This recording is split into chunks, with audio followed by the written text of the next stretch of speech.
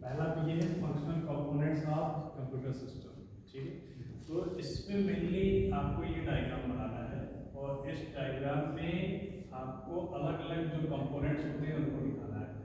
ये कंपोनेंट्स क्या होते हैं? सबसे पहला कंपोनेंट्स हमारा इनपुट यूनिट है और ये हमारा सीपीयू होता है और सीपीयू के अंदर तीन मेन कंपोनेंट्स होते हैं। ठीक है, सीपीयू के अंदर पहला कंपोनेंट्स है जिसको हम एएलयू कहते हैं, दूसरा कंपोनेंट है जिसको हम कंट्रोल यूनिट कहते हैं और तीसरा हमारा क्या है? Memory unit. ठीक है, और लास्ट हमारा क्या है? आउटपुट यूनिट है।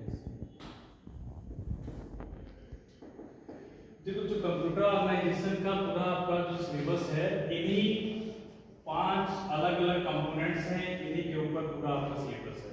ठीक है, तो मेन ये 5 कंपोनेंट्स होते हैं जिनसे आपका कंप्यूटर सिस्टम को हम बनाते हैं और डिफरेंट डिफरेंट ऑपरेशन परफॉर्म किया जाता है। कि यूनिट फर्स्ट जो आपको पढ़ना है, अब ये अलग अलग डिवाइसेस क्या होती हैं, आपस में कनेक्ट होती है। जैसे अगर हमने इनपुट डिवाइस, मान लो सपोज दैट इनपुट डिवाइस हमने कीबोर्ड का एग्जांपल दिया।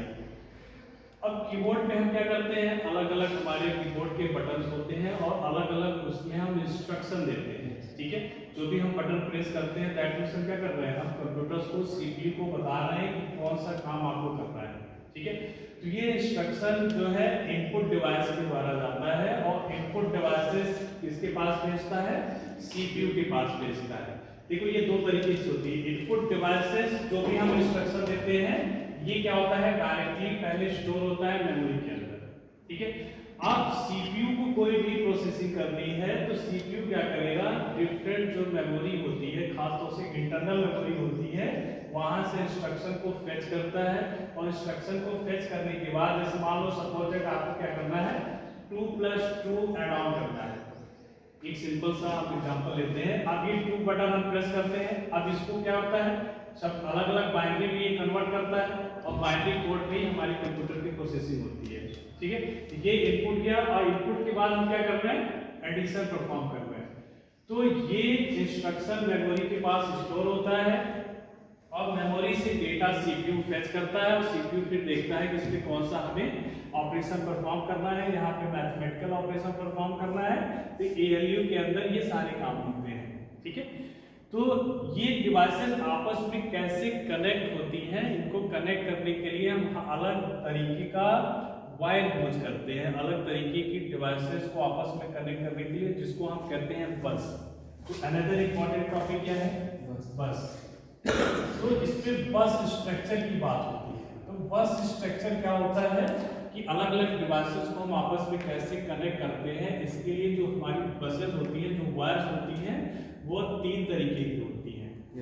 ये बसेस के टाइप भी आपसे पूछा जा सकता है। जब हम टाइप की बात करते हैं तो ये 3 तरीके से हम इनको कैटेगराइज करते हैं। हाँ, बहुत सिंपल है। पहला क्या है, एड्रेस बस, डेटा बस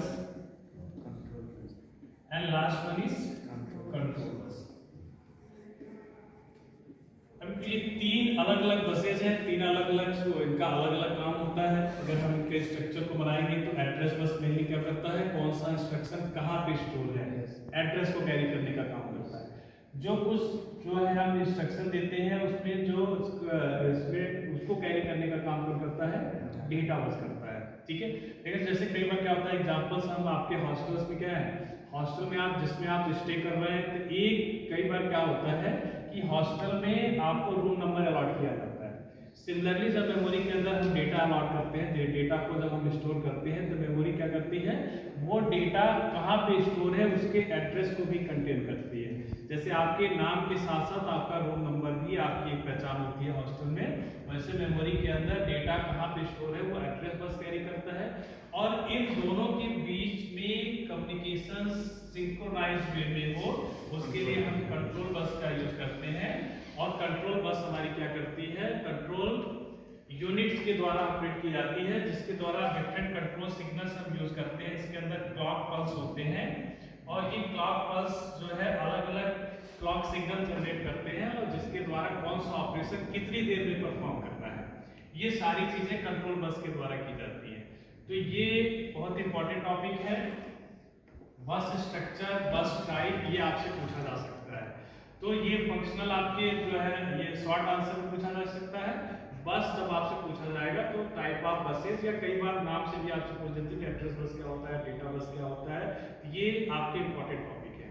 ठीक है, फिर हम आगे बढ़ते हैं। जो तीसरा इंपॉर्टेंट टॉपिक आपसे पूछा जाता है, अब ये बसेस क्या करती हैं, ये सारी डिवाइसेस को आपस में कनेक्ट करती हैं। और कनेक्ट करने के लिए क्या होता है कि कई बार ऐसा होता है कि मल्टीपल डिवाइसेस सेम रिसोर्स को एक्सेस करना चाहती हैं। सपोज दैट आप मान के चलो कि एक कंप्यूटर सिस्टम है और एक कंप्यूटर से हम कई बार क्या करते हैं, मल्टीपल डिवाइसेस को आपस में कनेक्ट कर लेते हैं, या मल्टीपल कंप्यूटर से एक डिवाइस कनेक्ट होती है। जैसे मान लो हमने कई सारी कंप्यूटर से एक प्रिंटर को हमने कनेक्ट कर लिया, तो कई बार क्या होता है कि कई बार जो कंप्यूटर सबको पता है मल्टीटास्किंग होता है, कई सारे ऑपरेशन एक साथ होते हैं। तो बसेस में जो डेटा ट्रांसफर होता है उनके बीच में कोई प्रॉब्लम्स ना हो। जैसे मान लो क्या है, कोई भी P1 P2 P3 P4 अगर सिस्टम है आपके पास, अब मान लो ये क्या है, प्रिंटर से कनेक्ट है, तो कई बार क्या होता है कि मल्टीपल डिवाइसेस क्या होती है, एक साथ कमांड दे देती है। कई बार क्या होता है कि वो एक साथ अलग अलग सिस्टम से सेम टाइम पे इसको एक्सेस करने के लिए बोल दिया जाता है। तो इसको रिजॉल्व करने के लिए हम ऑपरेटिंग सिस्टम में अलग अलग शेड्यूलिंग यूज करते हैं। लेकिन यहाँ पे क्या होता है, अलग अलग डिवाइसेस जब किसी डिवाइस को एक्सेस करना चाहती है तो उसके लिए एक मैकेनिज्म बनाया गया, एक प्रोसीजर बनाया गया। उस प्रोसीजर को हम क्या कहते हैं, बस आर्बिट्रेशन कहते हैं। नाउ थर्ड इंपॉर्टेंट टॉपिक क्या है आपका, बस आर्बिट्रेशन। अब बस आर्बिट्रेशन क्या होता है, इंपॉर्टेंट टॉपिक है बस आर्बिट्रेशन का। बस आर्बिट्रेशन अभी आपने बस स्ट्रक्चर पढ़ा था, उसमें हमने देखा था कि हमारी जो बसेस होती हैं तीन तरीके की होती हैं, डेटा बस, एड्रेस बस है, कंट्रोल बस। बस आर्बिट्रेशन सब देखते हैं। बस आर्बिट्रेशन क्या है, एक मैकेनिज्म है, एक मेथड है जिसके द्वारा डिवाइसेस बस को एक्सेस करती है। ठीक है, ये एक ऐसा मेथड बना दिया गया है कि जिसमें हम अलग अलग डिवाइसेस, जैसे आप देखेंगे अलग अलग डिवाइसेस को हम क्या कर रहे हैं, आपस में कनेक्ट कर रहे हैं। दैट मीन्स कोई भी कॉन्फ्लिक्ट इनके बीच में ना हो, तो उस कॉन्फ्लिक्ट को रिजॉल्व करने के लिए बस आर्बिट्रेशन हमने एक मेथड रिजॉल्व किया है। तो आप क्या कर सकते हैं कि bus arbitration is a mechanism that use to connect different devices using buses without any conflict. ठीक है, तो ये तरीके का मेथड्स है जिसका यूज हम क्या करते हैं, अलग अलग डिवाइसेस को आपस में कनेक्ट करने के लिए यूज करते हैं। बस आर्बिट्रेशन बहुत इंपॉर्टेंट टॉपिक है, इनमें से एक क्वेश्चन आपसे 100% एग्जाम में पूछा जाता है। ठीक है, तो बस आर्बिट्रेशन को हम दो पार्ट में डिवाइड करते हैं, देखिए सेंट्रलाइज एंड डिस्ट्रीब्यूटेड। ठीक है, सेंट्रलाइज में क्या होता है कि एक सिंगल बस आर्बिट्रेशन होता है। ठीक है, जो एक सिंगल बस आर्बिटर होता है जो वही सारा डिसीजन लेता है। ठीक है, जैसे एक आपने क्या किया, जैसे आपने पूरे रूम में क्या किया है कि आपने एमसीबी लगा दी, तो एमसीबी जब तक आप ऑन नहीं करेंगे तो बाकी स्विच आपका कोई भी काम नहीं करती है। सेम यहाँ पे एक सेंट्रल हम क्या करते हैं, सिंगल बस आर्बिटर यूज करते हैं। इसको हम बस आर्बिटर को आर्बिट्रेशन को दो पार्ट में डिवाइड किया, centralise and distributed. Distributed important है क्योंकि डिस्ट्रीब्यूटेड में क्या होता है, कोई एक सिंगल जो डिवाइसेस होती हैं उसके पास ये पावर नहीं होता है। ये क्या होता है, अलग अलग डिवाइसेस मिलके आपस में किसी एक डिवाइस को मास्टर बनाती है। ठीक है, तो डिवाइसेस में क्या होती है, प्रायोरिटी चेंज होती रहती है। तो इसके बिहार पे डिस्ट्रीब्यूटेड जो बस आर्बिट्रेशन होता है वो तीन तरीके से हम इसको कैटेगराइज करते हैं। ये तीनों इंपॉर्टेंट है, डेजी चैन और पोलिंग। इन दोनों में से एक क्वेश्चन आपको एग्जाम में पूछा जाता है, हम एक एक करके डिस्कस करेंगे। हम डेजी चैन के डायग्राम पे आते हैं। इसमें देखिए ये जो डायग्राम आप देख रहे हैं इसमें क्या है, बस आर्बिटर क्या होता है, अलग अलग डिवाइसेस क्या करती हैं, जिस डिवाइस को एक्सेस करना होता है बसेस, वो डिवाइसेस क्या करती हैं, रिक्वेस्ट भेजती हैं। रिक्वेस्ट कहां से आ रहा है, देखिए BRQ, दैट मींस बस रिक्वेस्ट, इसको शॉर्ट में लिखा गया है। हर एक डिवाइस क्या करती है, देखिए हर एक डिवाइस, जैसे डिवाइस N है, डिवाइस 2 है, डिवाइस 1 है, क्या है, बस आर्बिट्रेशन के पास क्या करती है, एक रिक्वेस्ट भेजती है। ठीक है, अब आप इसको सिंपल आप एज एग्जांपल समझिए, जैसे आपको क्लास में समझाया भी गया था कि कोई भी पर्सन, जैसे आप रेस्टोरेंट में जाते हैं खाना खाने के लिए, तो वहां पे क्या होता है, वेटर आता है और आपसे ऑर्डर लेता है। सेम हम अगर उसको यहाँ से इसके साथ एग्जांपल के साथ कनेक्ट करें तो दैट मींस रिक्वेस्ट भेजने के लिए हमारे पास एक सिंगल लाइन है, ठीक है। अब जब आपने सपोज दैट आप रेस्टोरेंट में गए, डिवाइस 1 डिवाइस 2 ऐसे करके n पर्सन है जो ऑर्डर कर रहे हैं, और ऑर्डर कहाँ जा रहा है, बस आर्बिटर के पास जा रहा है। बस आर्बिटर में आप समझ लीजिए रेस्टोरेंट के मैनेजर के पास जा रहा है। फिर वो वेटर क्या करता है, अलग अलग डिवाइसेस के द्वारा जो रिक्वेस्ट भेजी गई है वो क्या करता है, वेटर जब सर्व करने आता है तो वो हर एक डिवाइस के पास जाता है। सबसे पहले कहाँ जाता है, नियरेस्ट डिवाइस के पास। डिवाइस 1 के पास गया, दैट मींस टेबल 1 के पास गया। ये मान लो किचन एरिया है जहाँ खाना पक रहा है। उसके बाद जब वो सर्व करने लाता है, डजंट मैटर कि सबसे पहले किसने ऑर्डर किया। ये डेजी चैन का डिसएडवांटेज में भी आप लिख सकते हैं।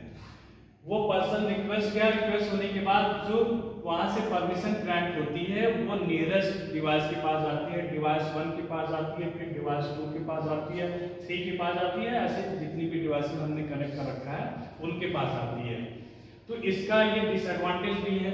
कई बार क्या होता है, डिवाइस मान लीजिए 5th ने रिक्वेस्ट करा, लेकिन परमिशन सबसे पहले किसके पास आएगा, डिवाइस 1 के पास आता है। तो ये डेजी चैन जब आप लिखेंगे तो डिसएडवांटेज में भी आप इसको लिख सकते हैं। अनदर इसका फायदा क्या है, एडवांटेज अगर आपसे पूछा जाता है तो ये बहुत आसान है डिजाइन करना, इसकी डिजाइनिंग आसान है, इसकी कॉस्टिंग कम आती है, इसमें हमारा हार्डवेयर कॉस्ट बिल्कुल कम होता है, और इसकी बहुत सिंपल डिजाइन है। इसमें क्या करना है, 2 वायर्स हम यूज करते हैं, एक से हम रिक्वेस्ट करते हैं, दूसरे से हम इसमें परमिशन ग्रांट करते हैं। तो ये हमारा डेजी चैन रहा।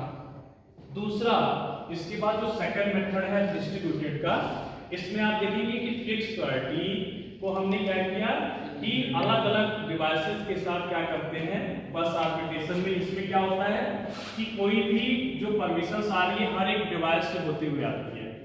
जब हम फिक्स प्रायोरिटी की बात करते हैं तो इसमें क्या होता है कि इसको हम 2 नाम से जानते हैं। आपसे इंडिपेंडेंट रिक्वेस्ट मेथड भी पूछा जा सकता है या फिक्स प्रायोरिटी के नाम से पूछा जा सकता है।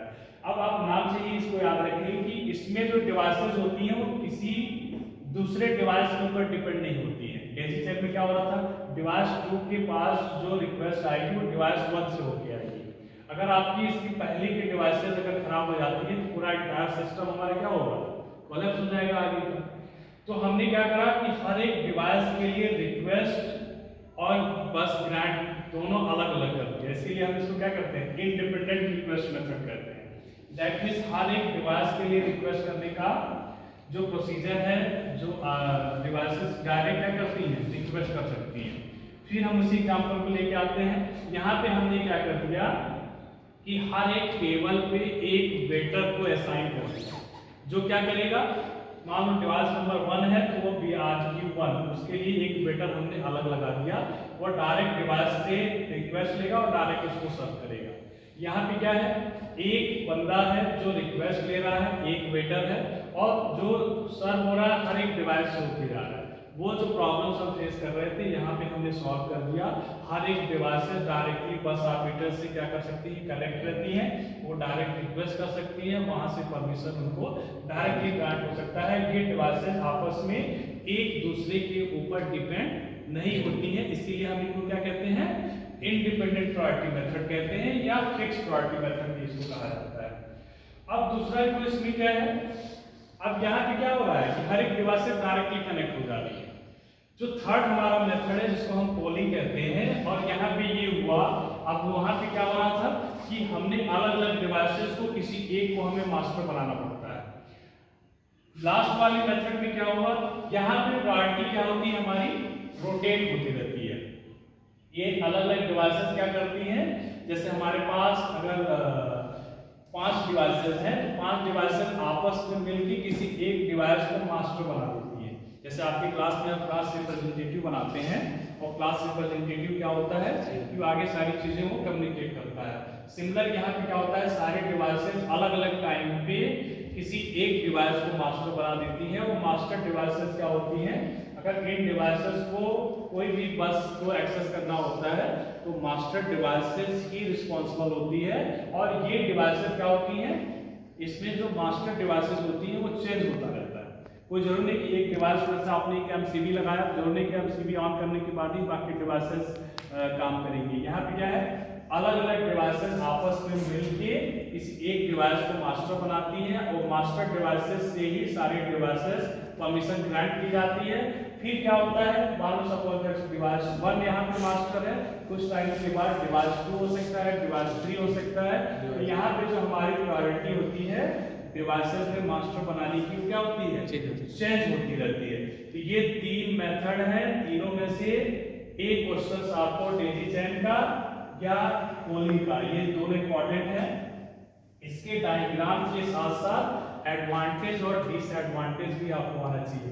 आप इसके डायग्राम बनाइए, डायग्राम से ही आप एडवांटेज और डिसएडवांटेज लिख सकते हैं। इसमें देखिए इंडिपेंडेंट प्रायोरिटी का डिसएडवांटेज क्या है, नंबर ऑफ वायर हमें ज्यादा यूज करना पड़ रहा है। हर एक डिवाइस के लिए दो हमें वायर्स यूज करने पड़ते हैं, एक से रिक्वेस्ट और दूसरे से हम बस ग्रांट सिग्नल्स, ठीक है। तो ये इसकी क्या है, हार्डवेयर कॉस्ट ज्यादा होती है, कॉम्प्लेक्सिटी इसकी बढ़ जाती है। पहले वाले में सिंपलिसिटी ज्यादा था, इसमें हार्डवेयर कॉस्ट कम हो रहा था, लेकिन क्या था, ये जो रिक्वेस्ट आ रही थी वो सारी डिवाइसेस से होके जा रही थी। तो ये ओवरऑल डीसी चेनिंग का प्रोसेस भी धीरे होगा तब तो। हाँ, ये क्या है, स्लो होता है, क्योंकि अगर आपको कोई चीज परमिशन ग्रांट होगी, क्या होगी, हर एक डिवाइस से होती जाती है। ये स्लो काम करता है, ये फास्ट काम करता है। ये एडवांटेज और एडवांटेज भी आपसे पूछा जा सकता है। ये इंपॉर्टेंट है। पहला आपका बस स्ट्रक्चर आपने देखा, फंक्शनल कंपोनेंट्स ऑफ कंप्यूटर देखा, और तीसरा क्या है, बस आर्किटेक्चर, ठीक है। ये इंपॉर्टेंट टॉपिक है।